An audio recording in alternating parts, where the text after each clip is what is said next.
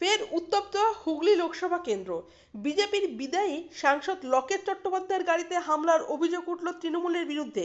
এই বিষয়ে হুগলির জেলাশাসক ও পুলিশ সুপারের কাছে অভিযোগ জানিয়েছেন বিজেপির নেতা সুবীর নাগ। যদিও সব অভিযোগ অস্বীকার করেছে ঘাসফুল শিবির। ঠিক কি হয়েছিল? শনিবার রাতে হুগলির বাঁশবেড়িয়া পুরসভার 17 নম্বর ওয়ার্ডের সেনপুকুর এলাকায় যান লকেট। তার গাড়ি ঢুকতেই তৃণমূলের নেতা কর্মীরা বিক্ষোভ দেখাতে শুরু করেন বলে দাবি লকেটের। অভিযোগ অস্বীকার করেছে তৃণমূল। শনিবার সকালে কেন্দ্রীয় তদন্তকারী সংস্থা এনআইএর গাড়িতে হামলার পর রাতে হুগলিতে বিজেপি প্রার্থী লকেট চট্টোপাধ্যায়ের গাড়িতে হামলার অভিযোগ ওঠে।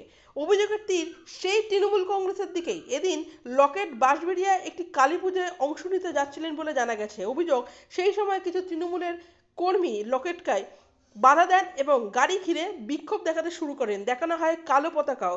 তার অভিযোগ, এই বিক্ষোভ ও হামলার পিছনে রয়েছেন বাঁশবেড়িয়ার উপপুরপ্রধান শিল্পী চট্টোপাধ্যায়। এই বিষয়ে লকেট বলেন, অন্যান্য দিনের মতোই আমি আমার প্রচারে বেরিয়েছিলাম। রাতের দিকে বাঁশবেড়িয়া কালীতলায় একটি কালী পুজোতে যাচ্ছিলাম। তখন দেখি কিছু লোক বাসে কালো পতাকা লাগিয়ে এগিয়ে আসছে।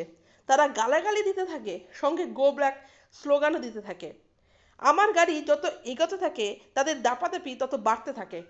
গাড়ির চারদিক ঘিরে গাড়িতে মারতে থাকে। আমি একটা ভিডিও করছিলাম, সেটাও বন্ধ করে দিই। একজন গাড়িতে ওঠার চেষ্টা করে। বিরাট ষড়যন্ত্রের চেষ্টা ছিল। এই অভিযোগের পাল্টা দাবি শিল্পী জানিয়েছেন, কেন্দ্রীয় বাহিনীর ধাক্কায় তিনি নিজেই চোট পেয়েছেন।